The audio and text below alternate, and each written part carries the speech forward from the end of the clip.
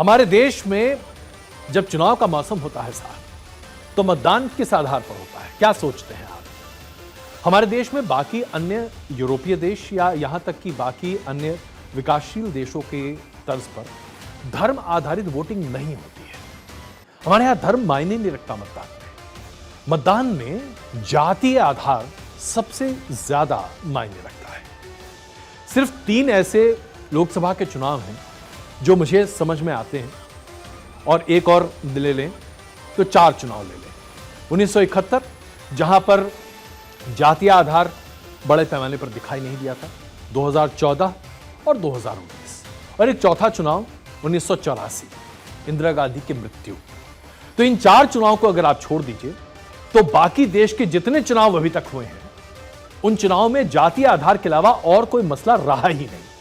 लेकिन मैं 3 चुनाव को महत्वपूर्ण इसलिए मानता हूं क्योंकि इन 3 चुनाव में 1971, 2014 और 2019 में देश ने राष्ट्रवाद और हिंदू आइडेंटिटी पर मतदान किया।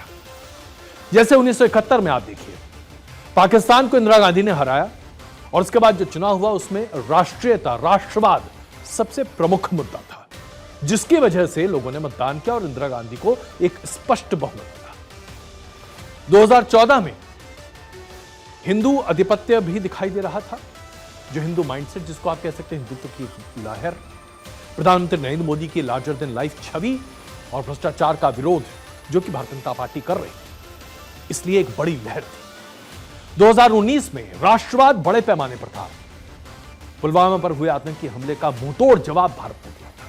प्रधानमंत्री नरेंद्र मोदी की एक स्ट्रांग लीडरशिप की छवि सामने थी, और ऐसे में हिंदू राष्ट्रवाद और राष्ट्रवाद के साथ साथ यह प्रखर भारत और एक नया भारत उभरता हुआ दिख रहा था। इसलिए जातीय आधार बहुत मिनिमलिस्टिक दिखाई दिया।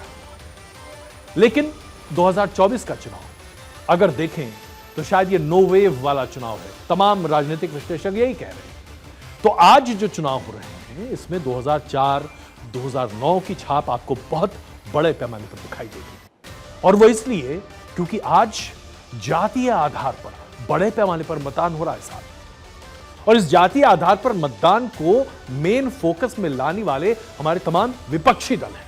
और वो क्यों है? क्योंकि विपक्षी दलों ने शुरू से ही, खास करके कांग्रेस ने, बैकवर्ड सीट्स की बातें करनी शुरू कर दी। उसके साथ साथ कास्ट सर्वे की बात शुरू कर दी। कास्ट सर्वे बहुत महत्वपूर्ण है। उसके आधार पर जिसकी जितनी आबादी उसकी उतनी हिस्सेदारी का नारा बुलंद किया गया, और इसके आधार पर जातीय संरचना को एक बार फिर से राजनीति के मुख्य धारा में ला दिया गया। और यही वजह है कि आज 2024 का ये लोकसभा का चुनाव जातीय आधार पर बड़े पैमाने पर हो रहा है साहब। आप इसको माने या ना माने, लेकिन यही वास्तविकता हम 4 तारीख को बात करते दिखाई देंगे। लेकिन मिस्टर एनालाइजर में हम पहले ही बात कर रहे थे। आइए बात करते हैं उत्तर प्रदेश की, क्योंकि उत्तर प्रदेश, बिहार, ये तमाम ऐसे राज्य हैं जहां पर जातीय आधार बहुत मायने रखता है साहब। 80 सीटें हैं उत्तर प्रदेश की। अब 80 सीटें में जातियों का आधार कैसा है? अगर आप सवर्णों की आबादी देखें उत्तर प्रदेश में तो 23% के आसपास है। 20% के आसपास दलित आबादी है, 20% के आसपास मुसलमान आबादी है। उसके बाद ओबीसी बड़े पैमाने पर हम यहां पर है। ओबीसी में प्रमुखता से अगर मैं यादव वोट की बात करूं तो 60% के आसपास है, और गैर यादव वोट परसेंट 43% के आसपास यहां पर निकल कर आता है। अब ऐसे में समीकरण किस तरह से बनता हुआ दिखाई दे रहा है? अगर हम इंडिया अलायंस की बात करें, यानी कि समाजवादी पार्टी और कांग्रेस की बात करें, तो यहां कौन कौन से फैक्टर सबसे बड़े आपको दिखाई देते हैं? यादव वोट बैंक 7% के आसपास, मुसलमान वोट बैंक 20% के आसपास, और उसके बाद जो शेड्यूल कास्ट का जो वोट बैंक है 20% के आसपास, जो पूरी जाति है, उसके अंदर सेंधमारी कर जो ईबीसी, इकोनॉमिकली बैकवर्ड कास्ट, इनको अपने पाले में लाने की पूरी कोशिश यह गठबंधन कर रहा है। जब आप भारतीय जनता पार्टी की बात करते हैं तो भारतीय जनता पार्टी ने अपना फोकस कहां रखा हुआ है? भारतीय जनता पार्टी के लिए सवर्ण वोट पहले से ही एक तरह से निर्धारित है, प्री डिफाइंड है। उसके साथ साथ गैर यादव वोट बड़े पैमाने पर उन तमाम जातियों को, निषाद जाति या फिर कुर्मी या इस तरह की तमाम जातियों को साधने की भारतीय जनता पार्टी ने कोशिश की है, और इसी आधार पर गठबंधन भी किए। इसके साथ साथ जो इकोनॉमिकली बैकवर्ड कास्ट है, शेड्यूल कास्ट में, उस पर भी पूरे तरीके से नजर बनाई है, और इस ईसीबी को भारतीय जनता पार्टी ने भी अपने पाले में करने की पूरी कोशिश की है। क्योंकि एक फैक्टर हम यहां पर इग्नोर नहीं कर सकते, और वो एक फैक्टर है जाटव वोट बैंक का। बीएसपी, मायावती की पार्टी बीएसपी, जो एक जमाने में दलित पर एकाधिकार अपना वोट बैंक मानती थी, आज उनके पास दलित वोट बैंक उतना नहीं है, लेकिन फिर भी जो जाटव वोट बैंक है वो पूरे तरीके से उनके पास है। तो आज बीएसपी क्या कोशिश कर रही है? बीएसपी अपने जाटव वोट बैंक के साथ है, जो कि शेड्यूल्ड कास्ट का 13% वोट बैंक है। उसके साथ साथ मुसलमान वोट को भी वो टारगेट करने की कोशिश कर रही है। और जो 2012 का एक्सपेरिमेंट था ब्राह्मण वोट बैंक को भी मायावती टारगेट करने की कोशिश कर रही है। तो इस आधार पर आप देखिए कि ये चुनाव होता हुआ दिखाई दे रहा है। अगर मैं इसकी तुलनात्मक स्टडी आपके सामने रखूं तो समाजवादी पार्टी को आमतौर पर यादवों का कितना समर्थन मिलता रहा है? 2007 की विधानसभा में 72% यादव ने समाजवादी पार्टी को वोट दिया। 2012 की विधानसभा में 63% यादवों ने समाजवादी पार्टी को वोट दिया, और 2017 की विधानसभा में 66% यादव ने समाजवादी पार्टी को वोट दिया। लेकिन जब आप लोकसभा की बात करते हैं तो 2014 में 53% यादव ने ही सिर्फ समाजवादी पार्टी को वोट दिया, और 2019 में 60% यादव ने ही। यानी कि बाकी जो यादव की पॉपुलेशन है तकरीबन 40% इसने बीजेपी को वोट दिया। और यहीं से बीजेपी ने यादव जात में जो सेंध लगाई वो बड़े पैमाने पर उसके लिए फलदायक होता हुआ दिखाई दिया साहब। तो ये आकलन आपको बताता है कि किस तरीके से कौन कहां पर क्या खेल खेल रहा है। उत्तर प्रदेश में जैसा कि मैंने आपको बताया 73% मुसलमानों ने सपा और बसपा गठबंधन को मतदान दिया था 2019 में, 14% ने कांग्रेस को मतदान दिया था, और 8% ने बीजेपी गठबंधन को मतदान दिया था। अब इसके आधार पर जब आप देखें तो फिर एक अलग तस्वीर निकल कर आती है। अब आइए हम बात करते हैं बिहार की। बिहार की स्थिति और भी ज्यादा अलग नजरिए में दिखाई देती है, क्योंकि बिहार तो जातीय राजनीति का कर्णधार है। बिहार में 15.5% के आसपास सवर्ण आबादी है, 15% यादव हैं बिहार में, 47% गैर यादव ओबीसी हैं, 16% मुसलमान आबादी है, और 19% के आसपास दलित आबादी। अब यहां पर कहां कौन सा गठबंधन फिट बैठता है? आरजेडी, लेफ्ट और कांग्रेस, इन तीनों की नजर इस वोट बैंक पर है। यादव वोट 15%, मुसलमान वोट 19%, भूमियार वोट 3%, और इकोनॉमिकली बैकवर्ड कास्ट जो ईसीबी कास्ट है उस पर भी इस गठबंधन ने अपनी निगाहें टिका रखी हैं। और उन्हें उम्मीद है कि यहां पर वो सेंधमारी कर सकते हैं, क्योंकि यहां पर बीएसपी का कोई प्रभाव नहीं है, और ईसीबी आमतौर पर जेडीयू के साथ ज्यादा जाते हुए दिखाई दे रहे हैं, जो इस बार नाराज हैं जेडीयू से। जब आप बीजेपी की बात करते हैं तो बीजेपी एनडीए गठबंधन, बीजेपी और जेडीयू, यहां पर कौन कौन सा गठबंधन काम करता है? सवर्ण वोट आमतौर पर, सिर्फ भूमियारों को छोड़ दिया जाए तो आमतौर पर सवर्ण वोट बीजेपी के पास है। उसके बाद जेडीयू की वोट है कुर्मी और कोयरी, माली, तेली, ये आमतौर पर जेडीयू का वोट बैंक है। शेड्यूल कास्ट और ईसीबीज, इस पर बड़े पैमाने पर जेडीयू और उसके साथ साथ बीजेपी काम करती रही, जिसमें ईसीबी का बड़ा हिस्सा बीजेपी के पास है, क्योंकि ये लाभार्थी वर्ग है जिसको सरकार की सीधी स्कीम्स का फायदा मिल रहा है। इस पूरे जातीय समीकरण पर अब बीजेपी ने अपना आधिपत्य बनाना शुरू कर दिया है। इसके आधार पर जब आप इसको देखते हैं तो आप समझ जाते हैं कि बिहार का जातीय समीकरण किस तरीके से चल रहा है। पश्चिम बंगाल के बारे में जातीय समीकरण की बात लोग नहीं करते हैं, लेकिन मैं आपको यथार्थ बता रहा हूं।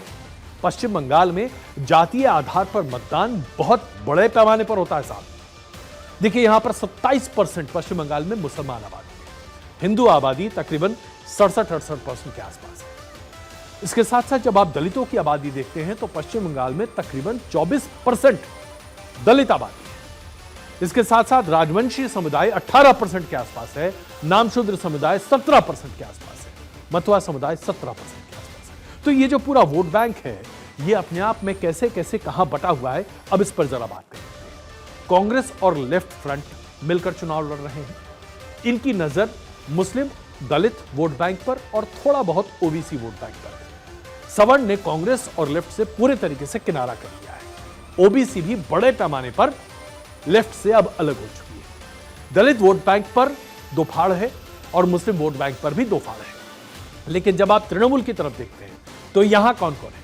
तृणमूल में सबसे पहले मुस्लिम वोट बैंक बड़े पैमाने पर उसका समर्थन करता है, जो कि तकरीबन 23-24% के आसपास है पश्चिम बंगाल में। उसके बाद राजवंशी, मथुआ समाज, नामशूद्र समाज, ये सभी टीएमसी के बड़े वोट बैंक्स में से हैं। सवर्णों का वोट नहीं मिलता है आमतौर पर पश्चिम बंगाल में, खास करके 2019 के बाद से यह ट्रेंड दिखाई दे रहा है। भारतीय जनता पार्टी को सवर्णों का बहुत बड़ा समर्थन मिलता है पश्चिम बंगाल में, और यह बात तय है। 2019 के बाद से यह साफ दिखाई दे रहा है। भारतीय जनता पार्टी ने राजवंशी और नामशूद्र और उसके साथ साथ मथुआ समाज में भी अपनी पैठ बनाने की कोशिश की। उसके लिए सीएए और एनआरसी की बात 2019 में की थी। इस बार एनआरसी की बात नहीं हो रही, लेकिन सीएए की बात स्पष्ट तौर से है।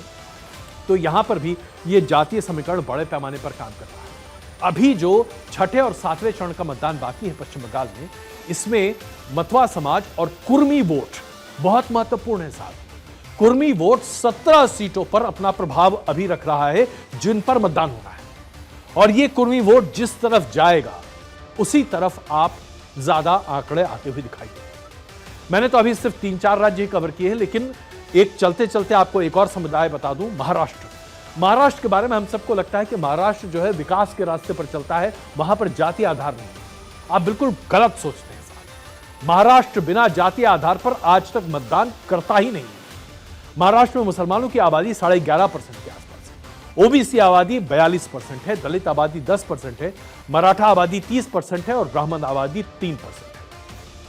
मराठा वोट बड़े पैमाने पर तय करता है कि कौन जीतेगा महाराष्ट्र, और यही वजह है कि वहां पर एनसीपी और शिवसेना अपने अस्तित्व को लेकर खड़े हैं, जो आज दो फाड़ हैं, इसलिए वहां पर बहुत कंफ्यूजन है। ब्राह्मण वोट बड़े पैमाने पर भारतीय जनता पार्टी के साथ रहता है, और वो अभी भी भारतीय जनता पार्टी के साथ है। अब आ जाते हैं मुस्लिम वोट पर। मुस्लिम वोट क्या इस बार बट रहा है? नहीं साहब, मुस्लिम वोट इंडिया अलायंस के पास बड़े पैमाने पर इस बार जा रहा है।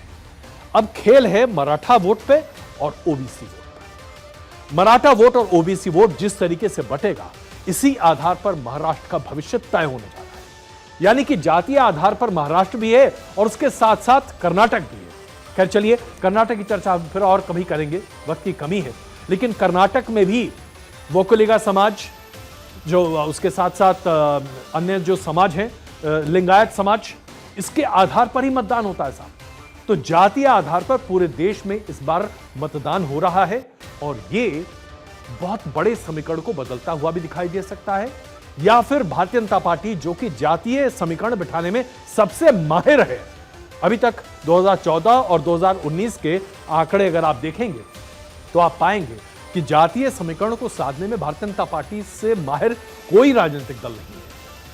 अगर भारतीय जनता पार्टी का राजनीतिक समीकरण जातीय आधार पर सही निकला तो फिर वही होता हुआ दिखेगा जिसके बारे में बार बार एनडीए क्लेम कर रहा है।